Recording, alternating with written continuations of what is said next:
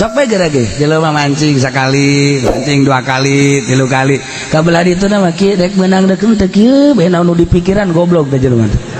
Kieu bae pamajikanna geus nelpon deui men ke sakedeung deui. Ke sakedeung deui.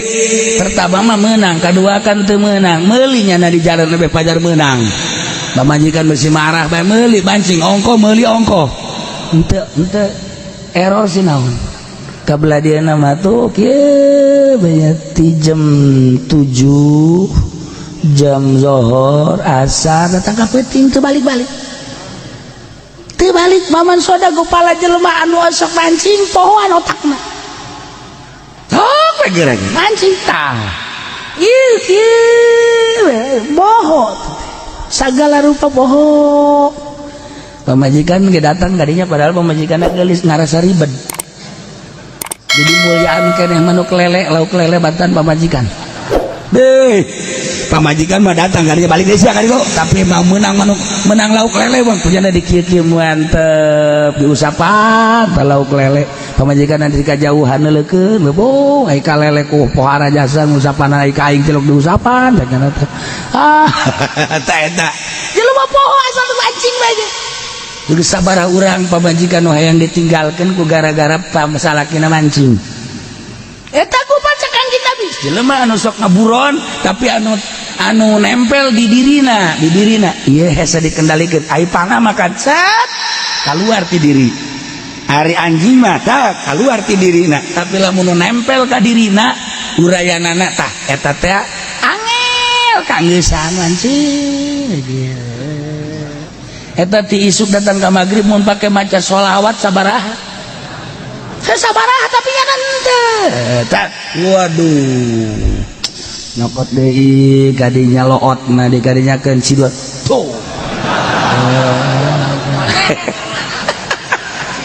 aduh goblok tolol set nah eta resep naon eta resep nyedna cek nya ieu we deui menang betiknya geus seserian aduh mantap cakena pas dek dikadikun ngolos deui ka ditu cak penasaran deui bae cacingan deui tuh eta mancing masyaallah karimna mancing terus saya inget kana naon kabelah dia mah geus teu inget salat kadang-kadang geus teu inget dahar-dahar acan pamajikan datang kadinya ge geus teu ditanya-tanya acan geus eta poho gofala eta kos kitu mawaan entek baheula tadina kitab eta teh karangan Imam Ghazali aya dongeng jelema mancing babarengan jeung Yahudi ai jana memancing lantaran ustad ieu maca sholawat teh Allahumma sholli ala sayyidina Muhammad wa ala ali sayyidina Muhammad Allahumma sholli ala sayyidina Muhammad wa ala sayyidina Muhammad Allahumma sholli ala sayyidina Muhammad wa ala sayyidina diangkat poos deui bae tapi Yahudi mah asal set cat meunang nya ge ngalir meunang teh budak cenah asup deui ada kieu deui Yahudi mah asal com meunang nya nama teh daek maca sholawat bae ge teu daek meunang isuk kitu keneh mancing bareng jeung Yahudi mah meunang 1 tiran 2 tiran nya nama teh meunang hiji-hiji acan meunang hiji ge lepas aduh masyaallah akhirnya jakan jana kelantaran sapoe 2 poe ka 3 poe kitu bae jana kan munajat ka Gusti Allah ya Rabbi ya abdi mancing kurang kumaha niat ikhlas jeung ibadah kemudian atuh ayeuna mah abdi maca sholawat bae tapi kunaon teu dibere menang-menang pan meureun abdi nanang Gusti laukna ge nu Gusti naon hesena sih Gusti atuh geus bae lauk digiringkeun kula nu meunang kunaon Yahudi meunang deui teh aya naon Gusti nya langsung rep sar ngimpi nyana bareng ngimpi dina impianana alhasil aing ngadenge ka sia maca sholawatnya aing karena niat sia bagus tetapi ku aing endek dihijikeun bae jadi kamuliaan di sorga atuh nya sholawat dibayar ku laukan leutik cak Allah Letik itu mah Yahudi mah kan manehna mah teu percayaeun ka aing pangeran geus we ku aing geus sungkun jasa kikituna geus sia mah maca sholawat teruskeun. Adapun urusan lauk-lauk emaknya sholawat leutik amat mun dibayar ku lele ku betik atuh leutik engke bae di sorga. Caknya alhamdulillah barang hudang alhamdulillah. Oh geus aing moal mancing deui teh ka situ mah ya caknya mancing jeung kiki keneh. Tak eta orenganan urang lamun dagang urang rugi be Allah karunyaeun ngojek ge batur meunang deui urang mah aya ge sewa ka karak geus numpak ge kek ganti goblok beureum ganti sia mah geus naik di urang aya babaturanana ganti ka eta kan seneb eta kan seneb mun can nyeklak mah henteu kan ieu mah geus cekelan kan ka urang geus da asup gigi hiji set deuk berangkat doang kek aya babaturan budak ngojek batur menang deui nya nama teu meunang geus eta sarua berarti kan meureun daripada ku Allah dibere maning ke bae di sorga. Cenah kiai lah sia malu lu di dongengan lu lah eta nu majikan ka harti urang heuh nya maca sholawat dibayar ku lauk leutik amat tuh bantak nanaon ge ulah sok hayang bayaran berangkat bae geus urang maca sholawat ngaji. Nah ieu engke bayaranana urang mah pan ngaji sababaraha juz ge nu mayar muamar mapan bau budak sakali tampil bae ge beuh masyaallah Ki Fudoli sakali 2 hadis doang kabeli ban mobil.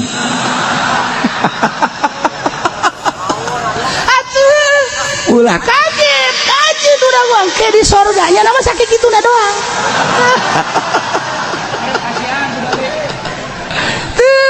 Masya Allah karim. Nah iya hal-hal anu sekarang itu urang ulang harapan imbalan dunia kebe di akhirat moal kudu diantepkeun pagawean urang pasti aya imbalanana aya nu langsung di dunia aya nu engke bae di akhirat eta pasti jeung Allah mah hitung-hitunganana pasti jasa moal datang ka diantepkeun urang makan kadang-kadang digawe kemudian di bos geus tah bulan kamari dibayar bulan kedua dibayar bulan katilu mah henteu urang menta engke bae datang ka leung urang balik datang ka teh dibayar di urang mah nu kos kitu komo di proyek-proyek mah naon kitu ngaranna di proyek teh dia itu mandorna dan lain sebagainya kadang-kadang kan nya nanti nyahuan tanaga urang keringet urang ditungguan kapan ku anak pemajikan nya nama ngeunah bae mawa duit urang di dunia mah hitung-hitungana kos kitu ke di akhirat kos kitu maca sholawat hiji bakal di aya hitunganana di akhirat bakal aya hitunganana Masya Allah karim aya teh bisa asal ikhlas jeung ulah boga rasa ibadah ikhlas ulah boga rasa ibadah lamun masih keneh boga rasa ibadah aya pengakuan ibadah aya hitung-hitunganna mangan leutik urang tahajud boga rasa aing tahajud aya imbalana ngaletik urang duha boga rasa urang sok salat duha ke di akhirat aing dek menta ganjaran diganjar aya tulisanana aya ganjaranana aya leutik tah nu gede mah nu pohoan urang teh geus teu diinget-inget teh sama sekali oko sodako ka masjid 10 juta inget bae ganjar majlis ganjar geus ieu mah teu diinget-inget seakan-akan aing sih geus sodako tak encan teh kadinya poho eta nu gede mah ganjaran nu gede mah kos kitu teh Bisrul Hafi teh diangkat jadi kutubul auliana lain ku wirid mah wirid jana biasa zikir maca Quran maca sholawat zikir maca Quran maca sholawat biasa ngawagahan ngaji jeung sajabana aya hitung-hitunganana ngan teu jadi wali henteu jadi wali biasa teh ulama biasa diangkat jadi wali bahkan jadi kutubna di mana nyana keur lempang begitu keur lempang manggih kertas di jalan teu kanyahoan kan teh urusanana barang di dalam teu boga rasa barang di dalam ieu mah bismillah cakna Masya Allah itu sahanu ngaragrageun bismillah dibawa kunyana ka imah sanggeus ka imah terus dikumbah di minyak sengitan ieu mah bismillah bu lamun nyaho sejarahna ka bismillah cakna atuh moal daek jelema ieu noler bismillah di minyak sengitan diteundeun di tempat nu pangluhuran tidinya diangkat jadi walina ngamulyakeun kana bismillah nu katoler ku batur ngahargaan kana bismillah ngagungkeun kana bismillah sapira bismillah kan curang lain Quran lain sakuran bismillah doang di jalan di deuleu ku nyana kotor dibawa kayak ku ngagungkeunana ku ngamulyakeunana ku eueuh deui nu pangmulyana ieu bismillah dibawa ka imah bersihan diminyakan ku nyana disminyakan henteu dibawa diteundeun di pangluhurna lamari pangluhurna besi kaganggu deui ya ditutupan poh ngomengis di akhirat nyana begitu timbang amal zikir aya Quran aya puasa aya segala aya tapi ganjaranna biasa nu mawa nyana diangkat jadi wali adalah gara-gara eta tak inget teu bana bisru naon kelempang deuk menuju sesuatu aju eta di jalan manggih bismillah poho cek nyana tah tulisanana aya na ieu tah bismillah ngagungkeun ka bismillah Allah sangat ngahargakeun ka maneh ngahargaan jeung ku ngagungkeun ku pangagung anjeun ngamulyakeun ka anjeun ku ngamulyakeun anjeun kana bismillah sehingga anjeun teh boga perasaan ieu bismillah teh mun nyaho mah kana riwayatna kana dongengna pohara moal wani jelema noler bismillah sehingga kumaha dikumbah dibersihan dimijakan terus diteundeun di pangluhurna ta eta nu ngangkat jadi wali anjeun teh eta mantek cek lagi lamun surat undang ulah di bismillahan lah besi katoler urangna bahaya urang nulis surat aduh kira-kira bakal dipicen ulah make bismillah anu kira-kira bakal